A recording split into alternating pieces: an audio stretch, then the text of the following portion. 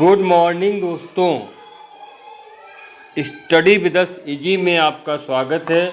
आज के हमारे इस वीडियो में हिंदी भाषा के सार्थक शब्दों के भेद में, जो कि 8 भेद होते हैं, उनमें से एक भेद है क्रिया। और आज हम क्रिया और उसके प्रकार के बारे में अध्ययन करेंगे। तो हमारे सामने एक प्रश्न होता है कि क्रिया क्या है। क्रिया क्या है? तो क्रिया क्या है कि जिस शब्दों से ये पता चलता है, जिन शब्दों से ये पता चले कि कोई कार्य हो रहा है या किसी के द्वारा किया जा रहा है, उसे क्रिया कहते हैं। ये सिर्फ साधारण चीज़ें हैं जो आपको हर जगह मिल सकती हैं। इस वीडियो में हम आपको कुछ विशिष्ट बातें और अंत में एक क्विज भी कराएंगे, जो कि प्रतियोगी परीक्षाओं के लिए बहुत ही इम्पोर्टेंट है। तो आपने जाना कि जिन शब्दों से ये पता चले, जिन शब्दों से या शब्द समूहों से ये पता चले, या किसी कार्य का होना या कार्य का करना, उन शब्दों को या शब्द समूह को क्रिया कहते हैं। जैसे खाना, नाचना, खेलना, पढ़ना, पीना, सोना आदि।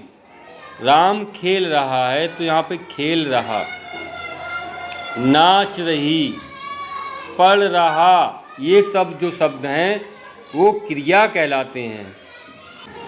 क्रिया के प्रकार, पॉइंट आता है कि क्रिया के कितने प्रकार हैं। तो आपको बताते चलें, क्रिया कई प्रकार हैं, लेकिन शर्त है कि उनके प्रकारों के अलग अलग आधार पर, रचना के आधार पर, यहाँ पर जो लिखा हुआ है अकर्मक और सकर्मक कर्म के आधार पर। तो सबसे पहले तो हमारा जो है विषय है कि क्रिया और धातु क्या है। आपने अधिकतर संस्कृत में देखा होगा, संस्कृत की पुस्तकों में देखा होगा, धातु लिखा रहता है।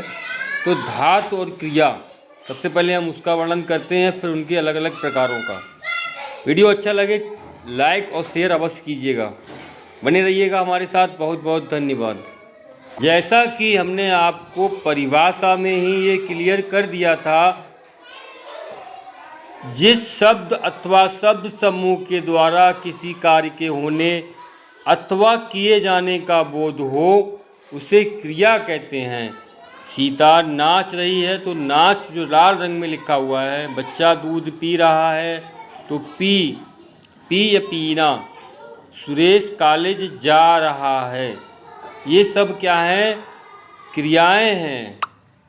नाच रही, पी रहा, जा रहा आदि शब्दों से कार्य व्यापार का बोध होता है। क्रिया एक सार्थक शब्दों के 8 भेदों में से एक भेद है। व्याकरण में क्रिया एक विकारी शब्द कहा जाता है। क्रिया के कई रूप होते हैं। प्रत्यय और उपसर्ग, प्रत्यय और सहायक क्रियाओं द्वारा बदले जाते हैं।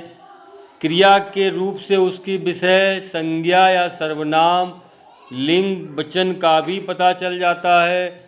क्रिया वह विकारी शब्द है जिससे किसी पदार्थ या प्राणी के विषय में कुछ विधान किया जाता है, अथवा जिस विकारी शब्द के प्रयोग से हम किसी वस्तु के विषय में कुछ विधान करते हैं।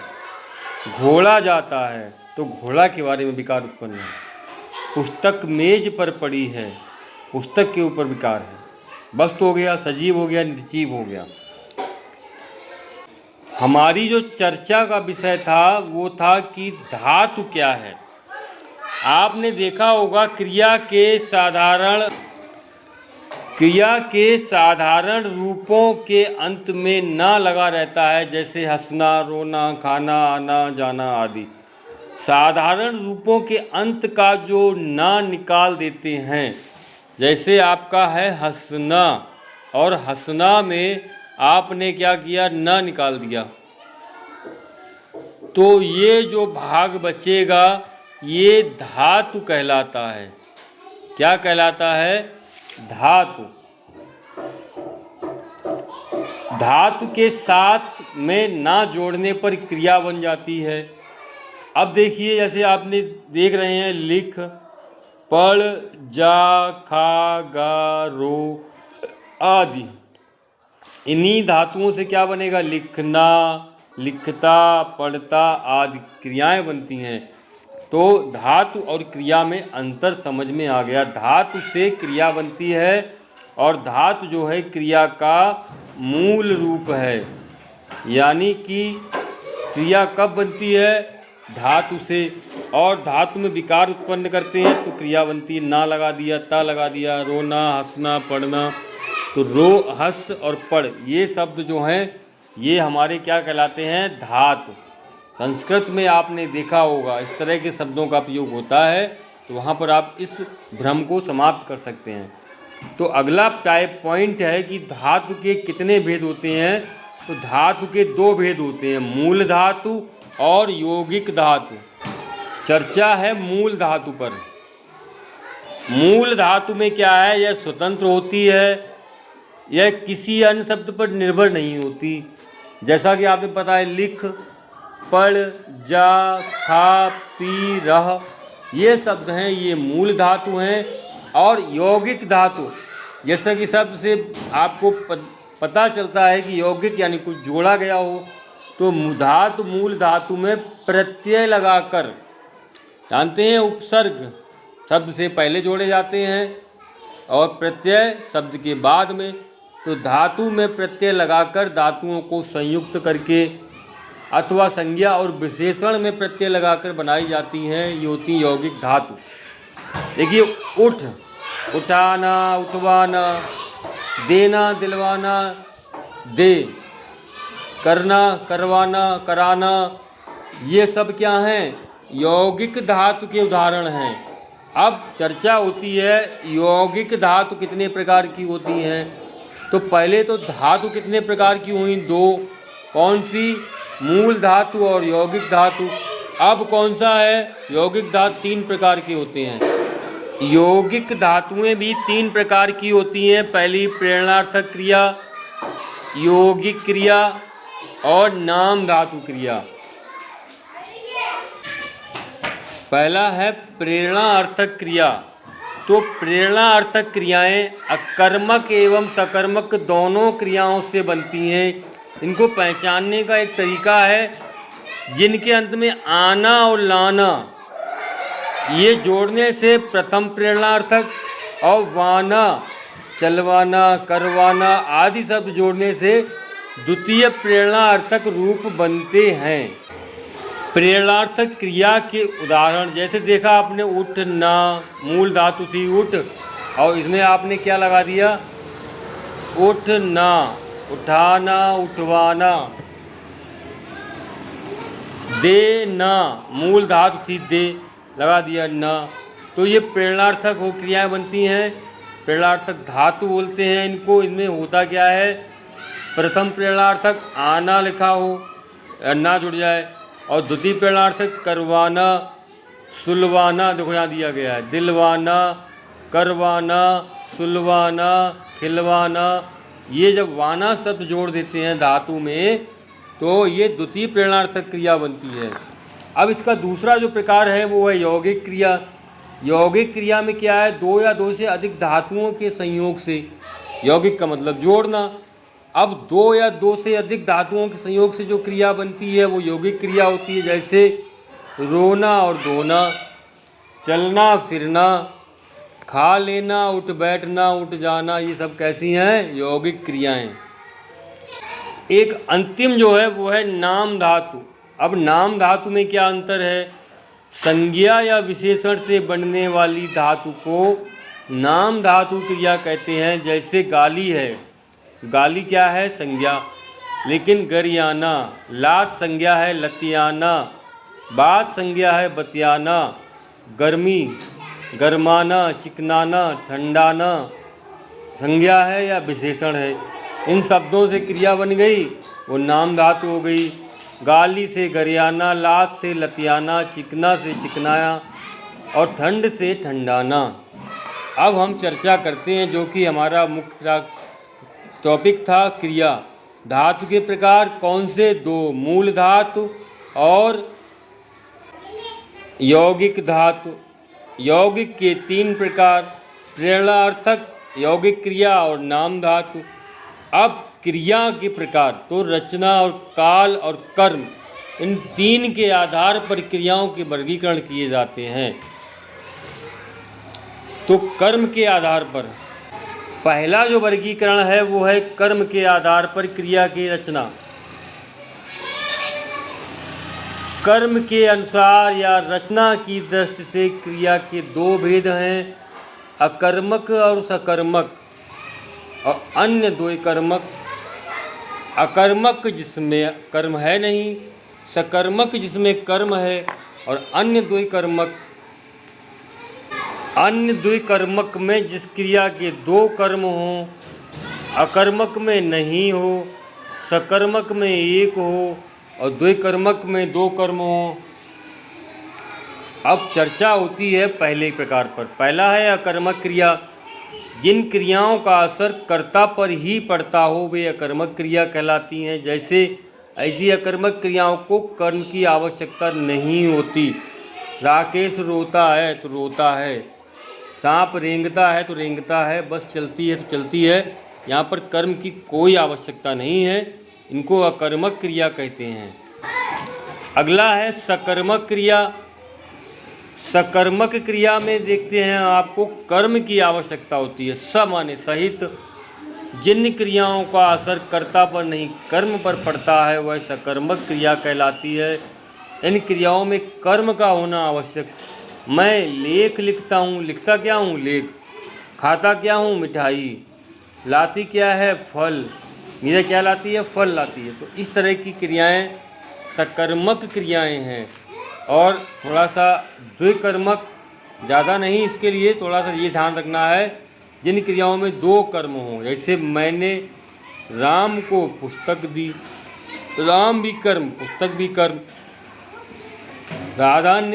श्याम ने राधा को रुपए दिए, रुपए भी कर्म और राधा भी कर्म।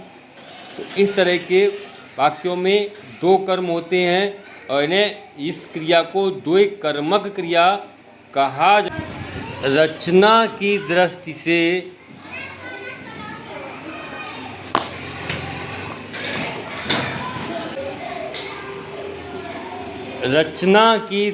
से क्रिया 2 प्रकार की होती है, रूढ़ और यौगिक।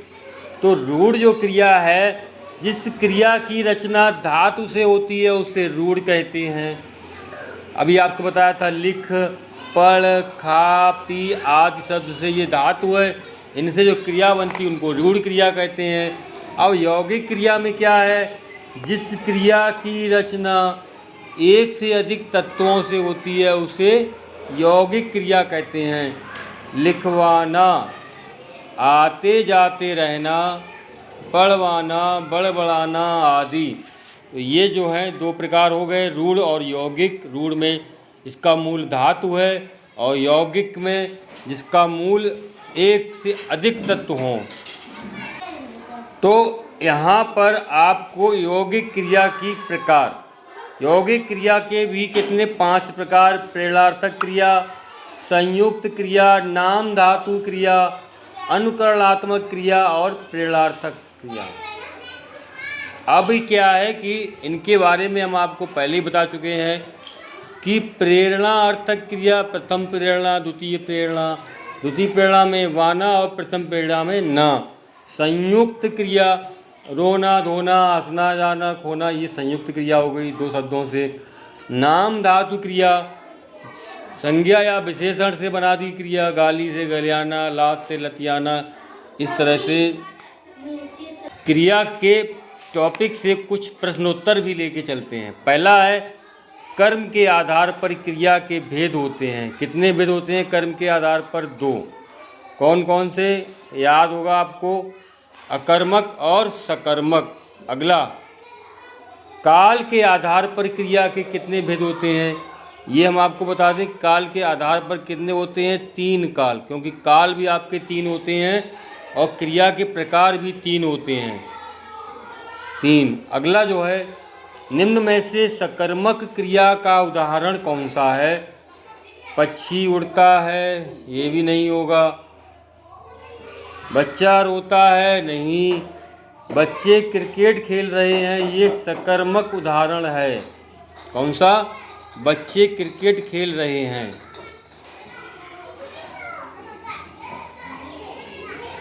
अगला प्रश्न है आपके साथ, निम्न में से किस क्रिया में दो कर्म हैं? मुकेश ने अच्छा खाना, रमेश ने फल खरीदे। गलत। मनोज ने अच्छा खाना खाया, मनोज कर्ता हो गया, अच्छा खाना कर्म हो गया, यहाँ भी दो कर्म नहीं है। सुरेश ने मुकेश को खिलौना दिया, ये सही है, इसमें दो कर्म हैं। कितने? दो कर्म। निम्न में पूर्वकालिक क्रिया का क्या उदाहरण है? पूर्वकालिक, थोड़ा सा शब्दों पे चर्चा कर गए तो यहाँ पर आप समझ नहीं सब पाए हैं। पूर्वकालिक क्रिया का उदाहरण, हम पिछले साल जयपुर गए, हमने पिछले साल धूमधाम से दीपावली मनाई, मैं कपड़े धोकर खेलने गया, कल मैं गाँव गया। मैं कपड़े धोकर खेलने गया, ये पिछले साल दीपावली, ये चीज़ सही है, लेकिन पूर्वकालिक क्रिया, ये तो पूर्वकाल हो गया। यहाँ पर पूर्वकालिक क्रिया में ये आपका आया, मैं कपड़े धोकर खेलने गया। पहले एक क्रिया करी, कौन सी? कपड़े धोने वाली। हमने बचपन में बहुत खेल खेले थे, वाक्य में क्रिया का काल कौन सा है? सामान्य भूतकाल है भैया। पूर्ण भूतकाल, क्षमा कीजिए, पूर्ण भूतकाल, क्योंकि इसमें सामान्य और संदिग्ध वाला नहीं, क्योंकि हमने भूतकाल के प्रकार पर क्रियाओं पर चर्चा नहीं की है, वो अगली वीडियो में करेंगे। काल के प्रकार पर क्रियाओं के भेद, 3 प्रकार के, उनमें भी अलग अलग।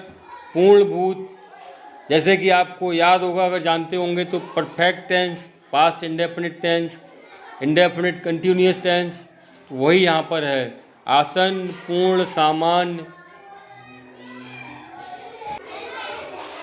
वह खाना खा रहा है, वाक्य में क्रिया का काल। भाई ये खा रहा है, अपूर्ण हो गया ना। इन कंटिन्यूअस टेंस, याद होगा आपको, ये वही चीज़ है यहाँ पर। तू पढ़, वाक्य में काल, तू पढ़, यानी कि वर्तमान काल। देखिए, वर्तमान काल, आज्ञार्थ वर्तमान काल, वर्तमान तो है, आज्ञा, आदेश दिया जा रहा है यहाँ पर, इम्परेटिव सेंटेंस। वीडियो अच्छा लगे चैनल को लाइक और सब्सक्राइब अवश्य करें, साथ में शेयर भी करते रहें। Like, subscribe and get notification enabled. धन्यवाद।